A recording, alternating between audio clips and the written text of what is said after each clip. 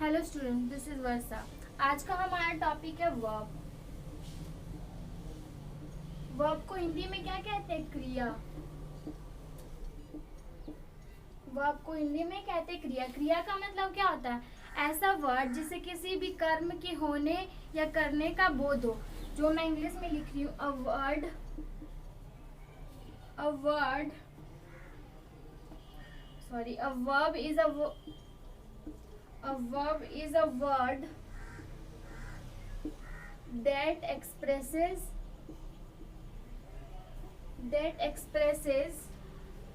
an action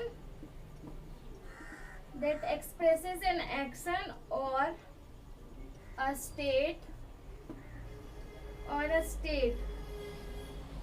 जैसे क्या हुआ इसका मतलब? A verb is a word that expresses an action or state। ऐसा वर्ड जो कि एक्शन बताता हो और हमारा स्टेट अवस्था बताता हो किसी भी चीज का। जैसे कि मैं यहाँ पे एक एग्जांपल लिख रही हूँ। The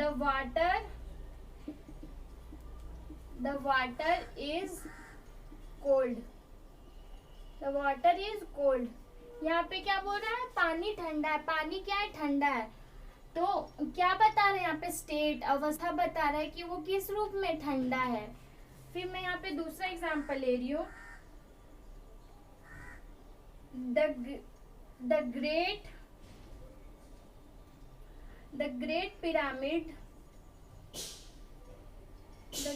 pyramids are in Egypt.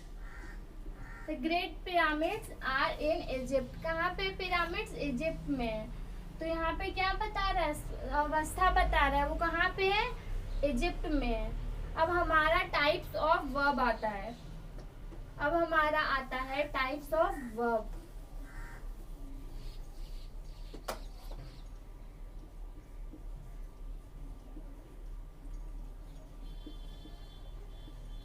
हमारा पहला हो गया main verb.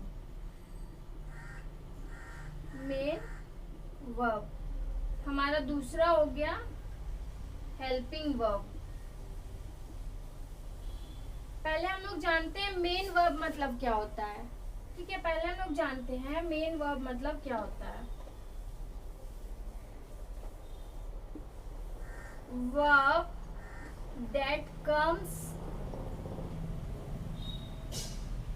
after helping the verb that comes after helping verb and is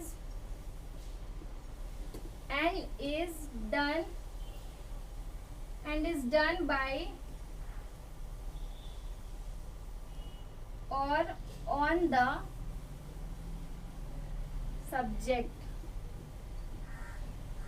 by or on the subject, that is called main verb। Main verb क्या होता है? जो कि हेल्पिंग वर्ब के बाद आता है। और वो किसके लिए किया जाता है? वो सब्जेक्ट के द्वारा किया जाता है या सब्जेक्ट के लिए किया जाता है। ठीक है, तो जैसे कि मैं यहाँ पे एक एग्जांपल लिख रही हूँ।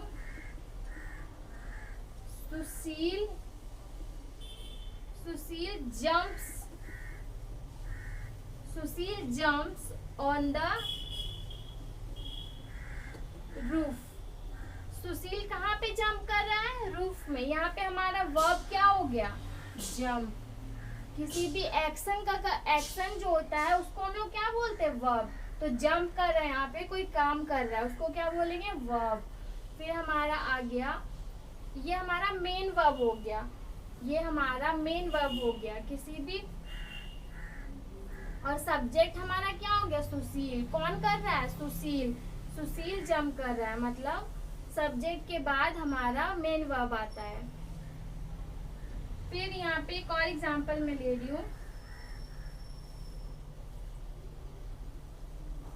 He is playing cricket। यहाँ हमारा क्या हो गया? He is playing cricket. वह क्रिकेट खेल रहा है। खेलना क्या है हमारा? Main verb. मेन वर्ब है खेलना, और हमारा हेल्पिंग वर्ब के बाद आता है जो उसको हम लोग क्या कहते हैं, मेन वर्ब। ये हमारा हेल्पिंग वर्ब है, जो कि हेल्पिंग वर्ब के बाद मेन वर्ब आया। अब हमारा आता है सेकेंड। सेकेंड हमारा है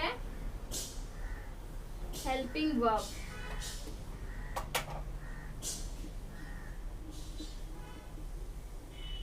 सेकेंड हमारा है हेल्पिंग वर्ब। फर्स्ट हमारा आता है प्राइमरी हेल्पिंग वर्ब। क्या होता है primary helping verb? Primary helping verb, verb that comes before main verb, and tells its time and mood. Tells its times and mood is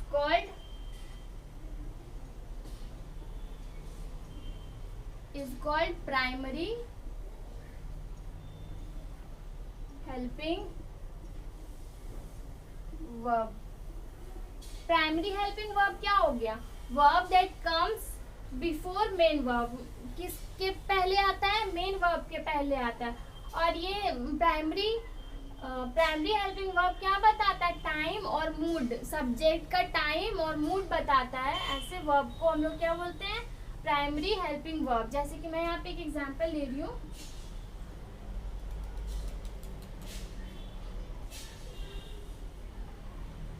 My brother does not walk. My brother does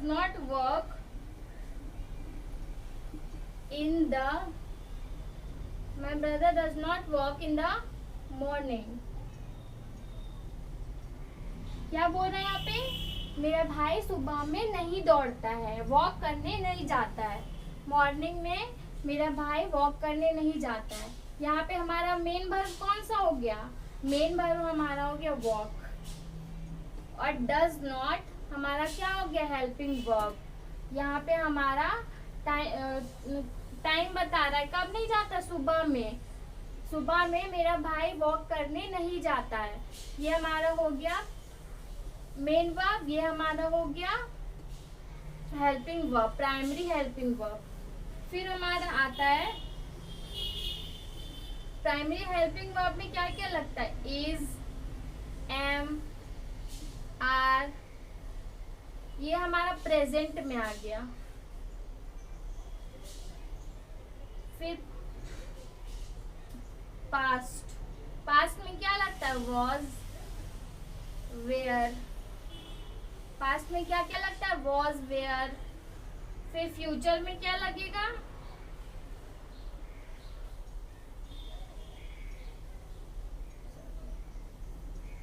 फिर हमारा future में क्या लगेगा? शैल, will, और भी many more. ये सब present, past, future में अलग अलग ये हेल्पिंग वर्ब्स लगते हैं। फिर हमारा आ गया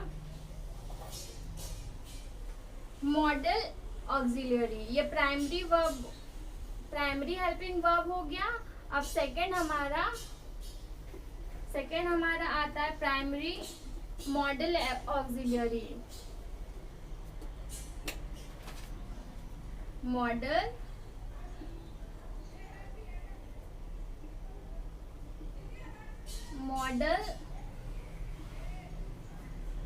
auxiliary, a verb used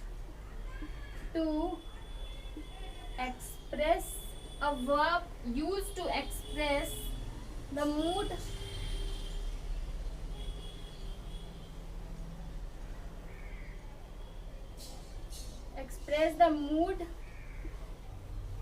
a verb used to express mood or attitude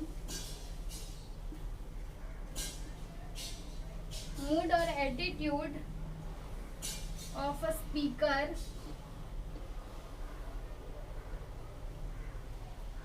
is called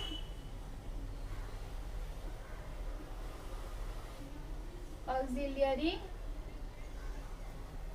modal.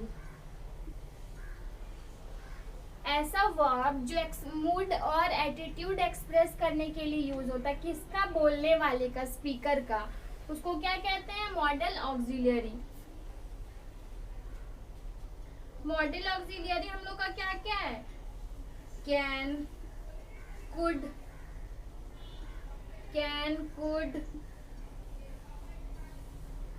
May,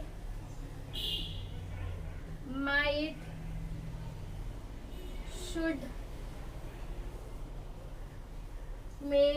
should, must,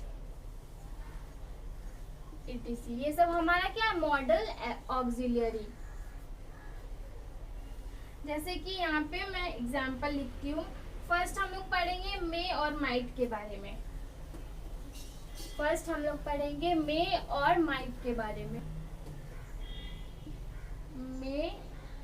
मे क्या है? मे और माइट, ये हमारा मॉडल्स है। The modals may and might are used. May and might are used to express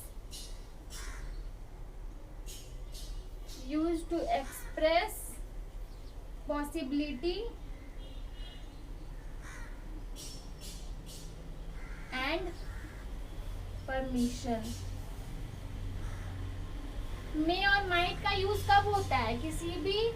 किसी के भी possibilities या परमिशन को एक्सप्रेस करने के लिए। जैसे कि मैं यहाँ पे एक एग्जांपल लिखती हूँ। मे आई कम इन, मतलब क्या मैं अंदर आ सकती हूँ? ये क्या है? पॉसिबिलिटीज है। आ भी सकती हूँ, नहीं भी। सामने वाले का जवाब आएगा हाँ या ना भी। पॉसिबिलिटी है कि हाँ भी आ सकता है या नहीं भी आ सकता है। तो यहाँ पे क्या आ गया? पॉसिबिलिटी। फिर मैं यहाँ पे दूसरा एग्जांपल लिख रही हूँ।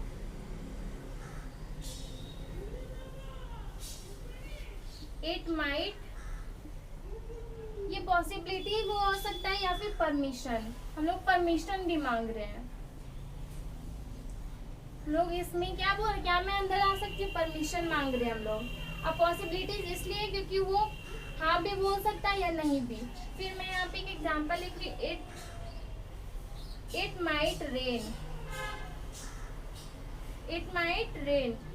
यहाँ क्या बोल रहा है? यहाँ बारिश हो भी सकती है, नहीं भी। पॉसिबिलिटीज है कि हो भी या नहीं भी। तो ये हमारा क्या हो गया? पॉसिबिलिटी। ये हमारा क्या हो गया? पॉसिबिलिटी। अब हम लोग पढ़ेंगे कैन कुड के बारे में।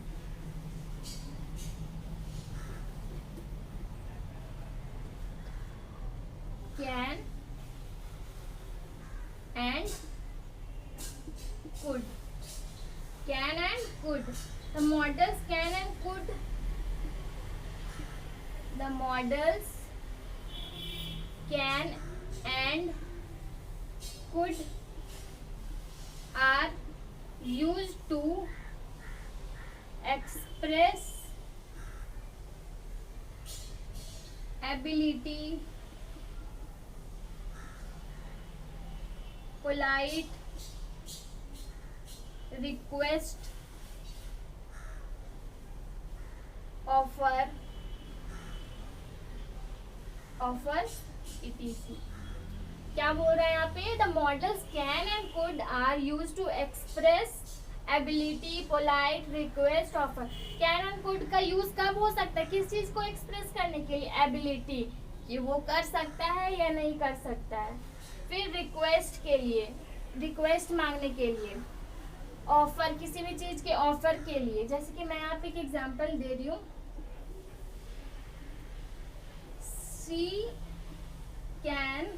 she can write English well, और may be she can write speak English well। क्या बोल रहा है यहाँ पे, वो इंग्लिश अच्छे से बोल सकती है या नहीं भी, एबिलिटी है या नहीं। यहाँ पे क्या बोला जा रहा है, यहाँ पे क्या बताया जा रहा है, एबिलिटी। यहाँ पे क्या बोल रहा है, वो इंग्लिश बोल सकती है, एबिलिटी है। ठीक है, फिर मैं यहाँ पे दूसरा एग्जांपल ले रही हूँ, कैन आई हेल्प यू। यहाँ पे मैंने क्या लिखा, कैन आई हेल्प यू, क्या मैं आपकी मदद कर सकती हूँ। यहाँ पे क्या बताया जा रहा है, मदद करना क्या हो गया, ऑफर। हम किसी को क्या कर रहे हैं, ऑफर कर रहे हैं कि क्या मैं आपकी हेल्प कर सकती हूँ, तो ये हमारा क्या हो गया, ऑफर। अब हम पढ़ेंगे शुड के बारे में। जो मैं ये सारा बता रही हूँ, ये सब क्या मॉडल्स हैं। Should, the model should is used to express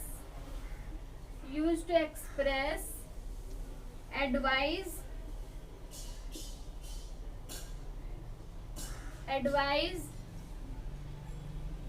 expectations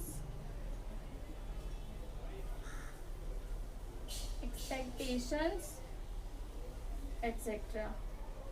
model should क्यों क्या एक्सप्रेस करने के लिए यूज किया जाता है, एडवाइस। किसी को हम एडवाइस दे रहे हो तो हम लोग शुड का यूज कर सकते हैं, या किसी चीज के लिए एक्सपेक्ट कर रहे हो कुछ कि मेरे लिए वो होना चाहिए, तो उसके लिए हम लोग क्या बोलते हैं, शुड का यूज करते हैं। जैसे कि मैं यहाँ पे एक एग्जांपल दे रही हूँ, you should do more exercise। You should do more exercise। यहाँ पे क्या बोल रहा है, you should do more exercise, मतलब तुम्हें ज्यादा एक्सरसाइज करना चाहिए। क्या हम लोग बोल रहे हैं यहाँ पे, एडवाइस दे रहे किसी को हम बता रहे कि तुम्हें और ज्यादा एक्सरसाइज करना चाहिए, तो ये हमारा क्या हो गया, एडवाइस। ये हमारा हो गया एडवाइस। फिर हम एक और एग्जांपल लिख रहे हैं, राहुल should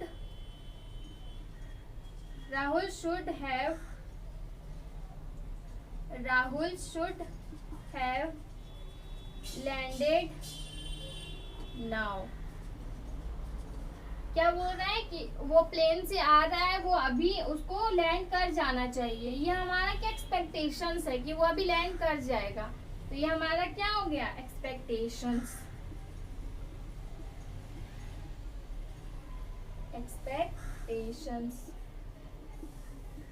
अब हमारा last but not the least आता है must.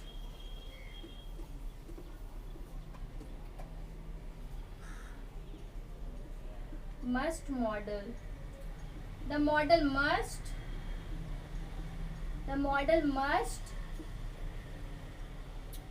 is used to express. The model must is used to express compulsion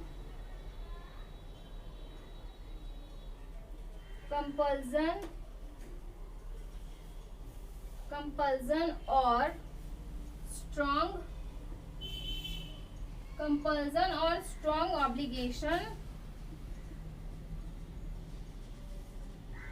obligation, necessity,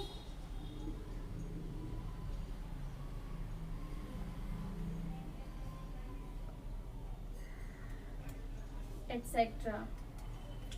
must कब यूज होता है, किस चीज को एक्सप्रेस करने के लिए, कंपल्सन, ऑब्लिगेशन, नेसेसिटी। किसी चीज का हमें जरूरत है, उसके लिए हमें किसी चीज की नेसेसिटी है, उसके लिए किसी चीज का ऑब्लिगेशन लगाना हो किसी पे, उसके लिए ये सब चीज के लिए हम लोगों को मस्ट का यूज करना होता है ये सब एक्सप्रेस करने के लिए।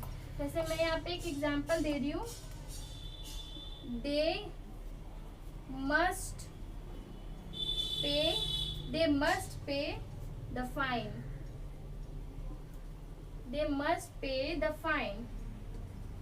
क्या बोल रहा है, किसी पे ऑब्लिगेशन लगाया जा रहा है कि उन्हें अब फी पे कर देना चाहिए, फाइन जो भी लगा है उनका वो पे कर देना चाहिए। यहाँ पे क्या स्ट्रॉन्ग ऑब्लिगेशंस लग रहे हैं, ऑब्लिगेशन।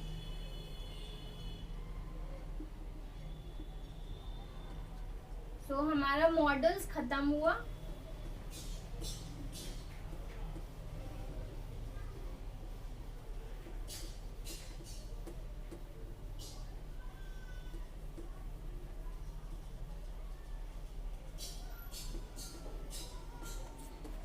तो यहाँ हमारा वर्ब का टॉपिक खत्म होता है।